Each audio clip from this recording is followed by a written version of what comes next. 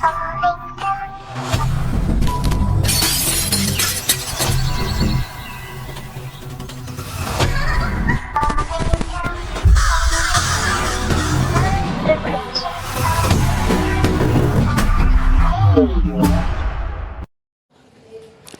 আলাইকুম।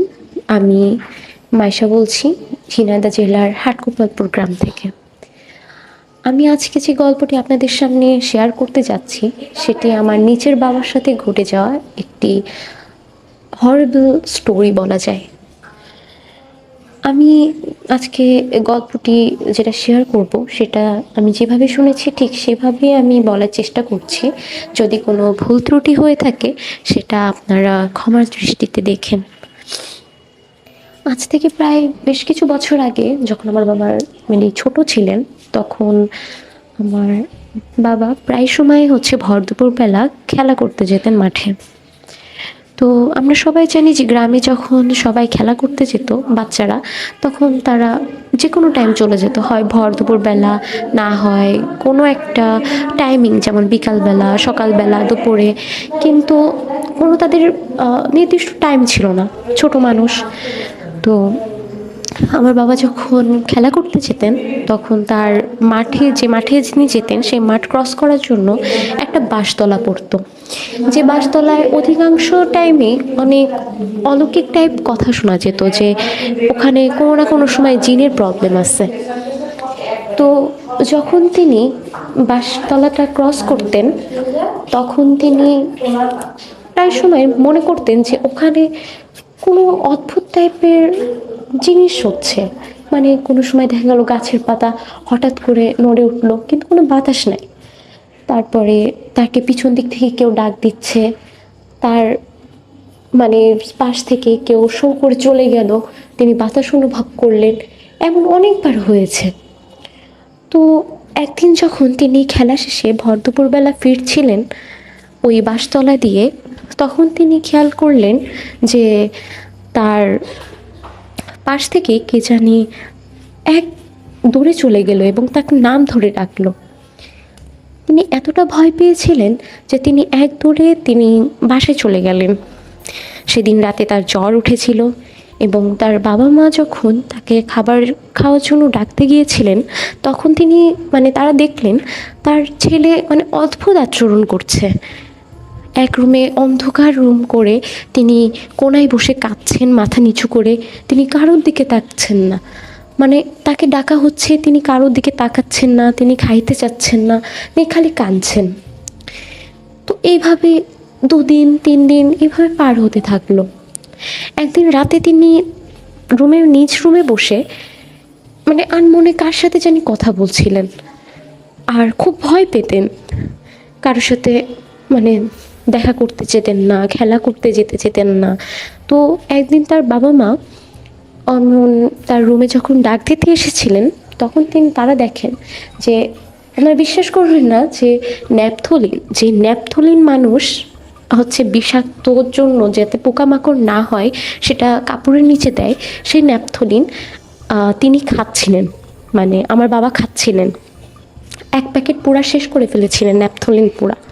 তো যখন এমন অদ্ভুত কাহিনী দেখলেন, কিন্তু তার কোনো কিছু হচ্ছে না, তার ফিলও হচ্ছে না যে ওই জিনিসটা তার ভিতরে যাচ্ছে সেটা বিষাক্ত, তার ফিল হচ্ছে না। কিন্তু তিনি ওই 1 প্যাকেট পুরাটা খেয়ে ফেলেছিলেন এবং তিনি খেয়াল করলেন যে তার ছেলে অদ্ভুত এই ধরনের টুকটাক অনেক আচরণ করছে।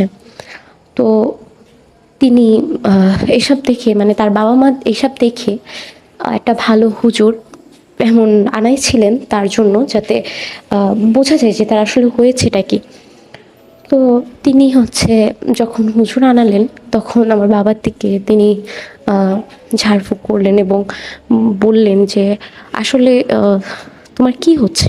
তিনি 2 বা 3 বার আমার বাবার কাছে জিজ্ঞাসা করার পরে যখন কোনো রেসপন্স পেলেন না, তখন তিনি বুঝলেন যে না, তার হয়তো জিনে বা পরিতে সামহাও তাকে ইফেক্ট করতেছে।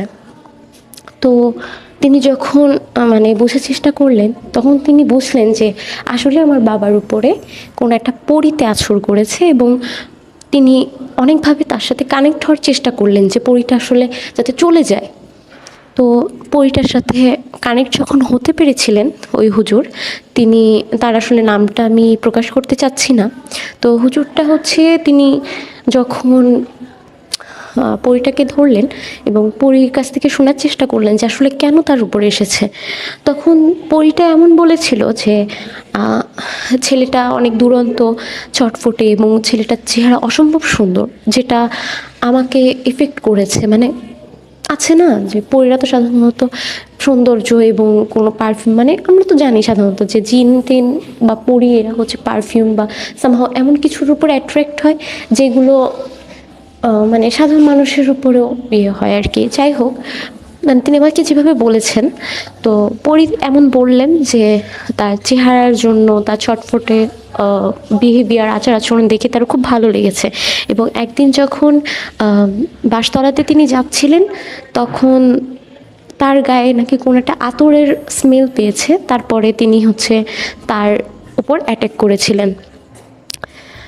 তারপর থেকে তিনি চান যে এখন হচ্ছে তিনি তাকে নিয়ে যাবেন, মানে আমার বাবাকে তিনি ওই পরীতে নিয়ে যেতে চাচ্ছিলেন। তো অনেকভাবে জোর জবরদস্তি করার পরে হুজুর পরীটাকে ছাড়াতে পারছিলেন না। পরে বললেন যে তোমার কি লাগবে, মানে পরীকে জিজ্ঞাসা করেছে হুজুর যে তোমার কি লাগবে, যেটা পাইলে তুমি ছেড়ে দিবা, কিন্তু একে নিয়ে যাওয়া যাবে না। তো পরীর একটাই কথা যে সে ছাড়বে না।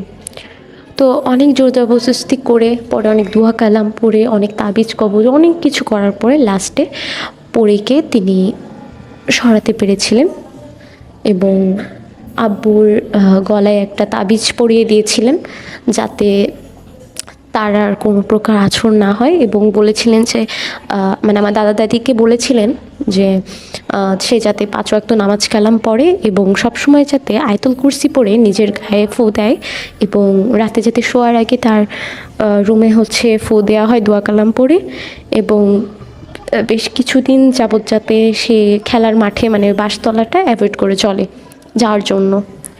তো এই ছিল, তারপরে থেকে আমার বাবার আর কোনো প্রকার এই টাইপের কোনো সমস্যা হয়নি, এবং তিনি ভালোই বেশ এই পর্যন্ত আছেন আল্লাহর রহমতে, এবং এখনও তিনি সুস্থ। আর এখন তাবিজ আপাতত লাগে না, মানে আপাতত বলতে বেশ কয়েক বছর আগে তিনি তাবিজ ছেড়েই দিয়েছেন, ওগুলো এখন প্রয়োজন হয় না। তবে হ্যাঁ, এটা ঠিক যে তার ওই জিনিসটা খুব এফেক্ট করেছিল।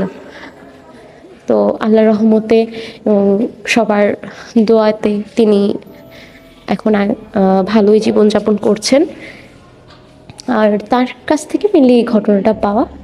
দোয়া করবেন যাতে আমার আব্বু সুস্থ থাকে এবং আমার ফ্যামিলি যাতে সবাই ভালো থাকে। তো আমি জানি না কিভাবে আপনাদের সাথে গল্পটা শেয়ার করতে পেরেছি এবং কাহিনীটা পছন্দ হবে কিনা, তবে এটা গল্পটি একদম সত্য, এবং সত্যতা যাচাই করার জন্য আই হোপ সেটা আমি, মানে সত্যতা যাচাই করার যদি প্রয়োজন হয় তাহলে কাইন্ডলি এটা যাচাই করতে পারেন আমার মাধ্যমে, বা যার কাছে আমি গল্পটি শেয়ার করছি, মানে পাঠাচ্ছি, তার মাধ্যমে। আশা করি আপনাদের সবাই ভালো লেগেছে। সবাই ভালো থাকেন, সুস্থ থাকেন এবং আমার পরিবারের জন্য দোয়া করেন। সবাইকে আসসালামু আলাইকুম।